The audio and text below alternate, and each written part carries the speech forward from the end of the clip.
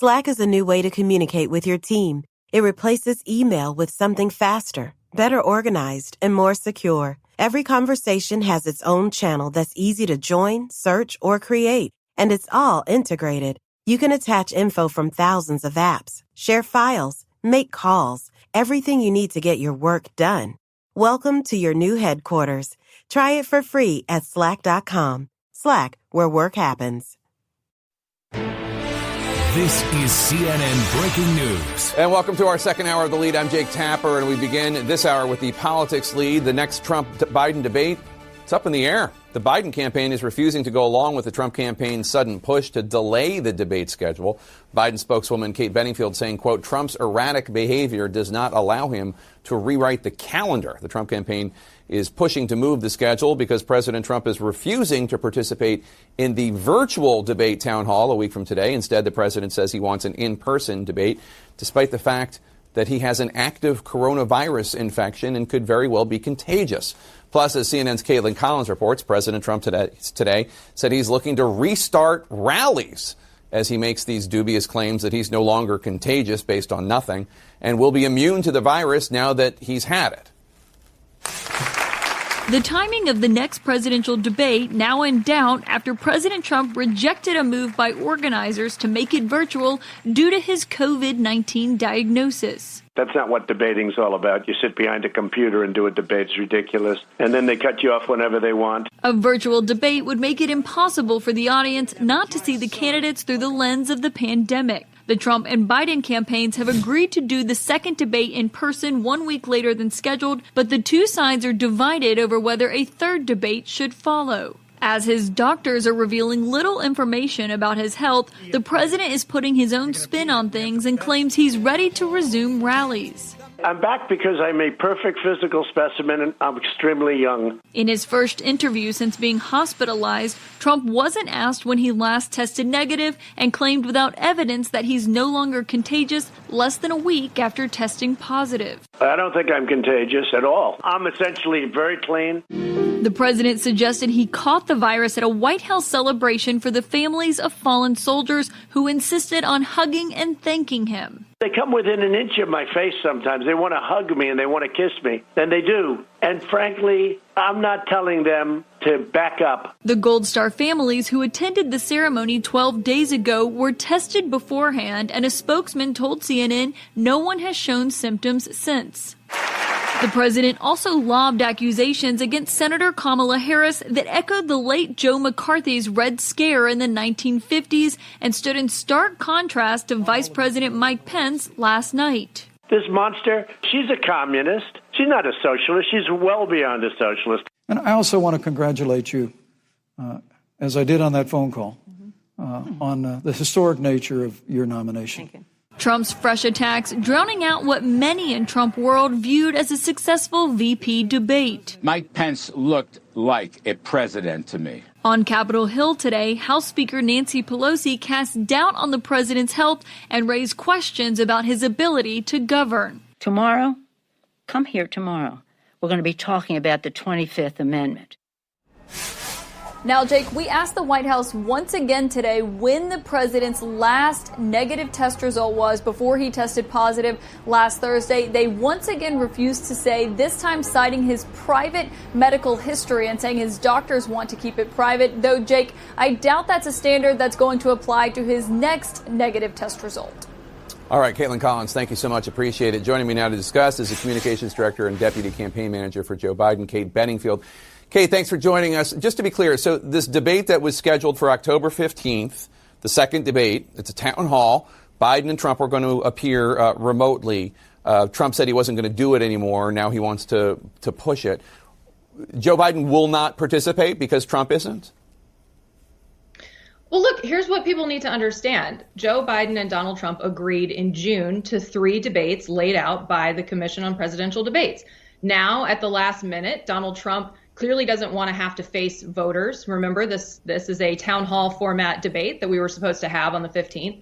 He clearly doesn't want to have to face voters. He doesn't want to have to answer questions about his handling of COVID or his handling of the economy. And so he's trying to rewrite the rules at the last minute. We're not going to allow that. We have agreed to 3 debates. Joe Biden is eager to talk to voters. In fact, we've scheduled a town hall for the night of the 15th. Since Donald Trump doesn't want to show up to the debate, we're going to do a national televised town hall on the 15th so that Joe Biden can take questions from voters and talk about his plans to move this country forward. So, look, we're not going to let Donald Trump rewrite the rules on the 1-yard line. We had all agreed to 3 debates laid out by the commission. Yeah. Joe Biden plans to attend those debates. Donald Trump's choosing not to show up. We're going to go do a town hall and have Joe Biden talk directly to the American people. Now, I get all that. But in 1980, when Carter refused to participate in a debate, Ronald Reagan still showed up and participated. Why not have Joe Biden do the Commission on Presidential Debates town hall as opposed to setting up your own? We are showing up. We're doing a national network town hall. We're doing it. You guys won't love for me to say this on your air, but we're doing it with ABC. Sorry. That's them probably calling right now. Yeah. Right. So, we're doing it on ABC. Every voter who was going to tune in to the debate on the 15th can have the opportunity to see Joe Biden on ABC. Yeah, but why not do the commission's one? Why not do the commission's one? Because obviously they'd already set it up, planned for it, prepared for it. Why not just do theirs? Because Donald Trump isn't going to show. Donald Trump has already said he's not going to be there. So if Donald Trump isn't going to be there, then we're going to use the opportunity to talk directly to the American people. Would Joe Biden feel safe being in the same room as President Trump? Well, look, I will say I think that it is troubling that the White House has not been more transparent about the health of President Trump and the health of those around him as the virus has clearly spread throughout the West Wing. What I can speak to is the steps that we've taken to stay safe. Tell Stephanopoulos to stop calling, for God's sake. I know. I can speak to the steps that we've taken to stay safe. From the outset, when this virus broke out back in March, we committed to campaigning safely. We have been wearing masks. We have been socially distancing. We've been adhering to the gather limits in states across the country as we've traveled to ensure that we're not gathering more people than is medically advised in those states. So we have taken every precaution to stay safe, not just to keep the vice president and Senator Harris safe, but to keep the communities that we're visiting safe as well. Right. So we've taken every precaution. We will continue to do that through the end of this campaign. So the next debate, the third debate, I should say, is 2 weeks from today, I believe. And as far as I know, Joe Biden and Donald Trump are still both planning on attending. Will Vice President Biden feel safe being in the same room as Donald Trump and the Trump team? Well, the obligation will certainly be on President Trump and the Trump team. But it was last time too. But it was last time too, and you saw what happened. And it's troubling that the debate commission did not enforce those rules. And we would demand, frankly, that if we're moving forward with the third debate, which we hope that we will, our hope is that we can do a town hall format as agreed to, that will have the opportunity for the candidates to talk to voters in that third debate. We would hope that would become the town hall format. And assuming that we move forward in person, we will demand that, that President Trump and the Trump team demonstrate that they are not infectious. We'll demand that the commission enforce those rules and that everybody who attends that debate is kept safe. What kind of precautions will you require? I mean, will you demand that the Trump team actually not only claims that they have taken a negative test, but will you have to see the actual negative test before agreeing to be in the same room with the president?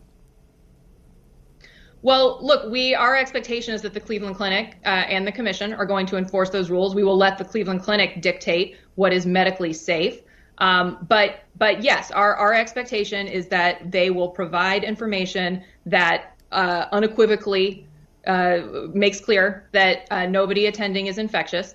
And we're going to take every single precaution that we can, as we have from the outset. I mean, we have really, we have campaigned responsibly. Joe Biden believes that the words and the actions of a president matter. And when this virus came to our shores, he committed to taking every step that he could to encourage people to wear masks, to encourage people to socially distance, to do the things to look out for each other and try to get us through this crisis more quickly. That's something that he has done from the outset, and that's something that he'll continue to do in this campaign in the last 26 days. All right, Kate, I'm going to let you answer your phone. Seems like there must be something going on. Getting a lot of calls right now. Kate Bedingfield from the Biden campaign. Thank you so much. 26 days to the election. I get it. A key government scientist working on a vaccine quits over the Trump administration's response to the virus. He's going to join me in his first interview since leaving his post Tuesday. Plus, new details emerging about the alleged plot to kidnap the governor of Michigan and overthrow the government. Stay with us. Indeed.com is the #1 job site in the world because Indeed gets you the best people fast. Unlike other sites, Indeed gives you full control and payment flexibility over your hiring. You only pay for what you need. You can pause your account at any time, and there are no long-term contracts. Plus, Indeed provides powerful tools to make your search that much easier, like sponsored jobs, which are shown to be 3.5 times more likely to result in a hire. With 73% of online job seekers visiting Indeed each month, Indeed is going to get you the important hire you need, just like they have for over 3 million businesses. Right now, Indeed is offering you a free $75 credit to boost your job post, which means more quality candidates will see it fast. Try Indeed out now at Indeed.com/Tapper. This is their best offer available anywhere. That's Indeed.com/Tapper. In our Health Lead today, as President Trump continues to ignore his own health experts, break isolation guidelines, and prematurely promote coronavirus therapies, one key Trump administration scientist says he's had enough. Rick Bright was the director of the Biomedical Advanced Research and Development Authority, called BARDA. He was directly involved in developing a coronavirus vaccine when he was abruptly ousted in April after criticizing hydroxychloroquine, the drug embraced by the president. Bright was then reassigned to a narrower role at the NIH, and days later filed an extensive whistleblower complaint accusing the administration of prioritizing cronyism over science. But now Bright is leaving the federal government altogether and filing an amendment to his whistleblower complaint. This is his first interview since his Tuesday resignation.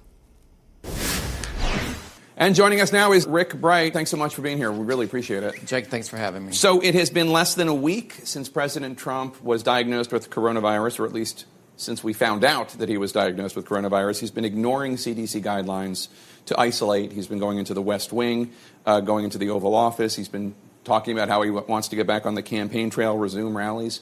What's your reaction? Well, it's unfortunate, but it's absolutely predictable. I mean, this is a president who has refused to follow public health guidelines, and unfortunately, he has encouraged others to ignore those same guidelines.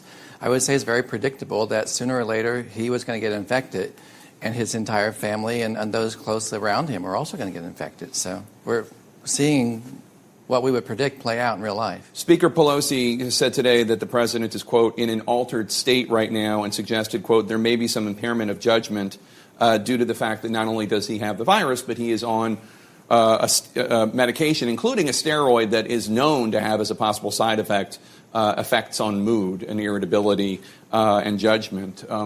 Is she going too far? Do you think that he is in an altered state right now, potentially? You know, what we're missing in this whole situation is transparency about really how sick the president is.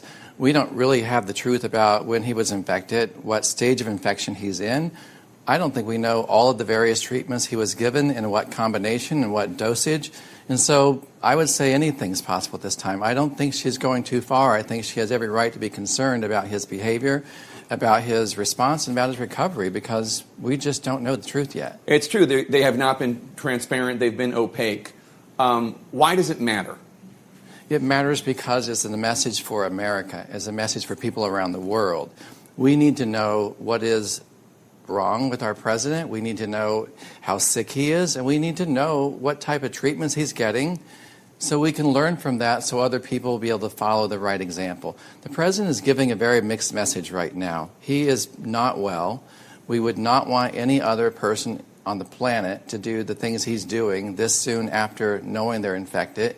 We wouldn't want someone up out of the hospital bed with these types of experimental therapies right now. So he's leading with a very bad example for the entire world, actually. And how dangerous could that be theoretically? I mean, he is surrounded by, frankly, not a lot of guardrails. The people like General Kelly and General Mattis and others have long gone. And I don't know that he has anyone in his orbit who can tell him no, frankly. What does it mean if he's not thinking rationally because of the medication he's on? It's very dangerous. He's in charge of a lot of things and makes a lot of important decisions for our country and for the world, actually.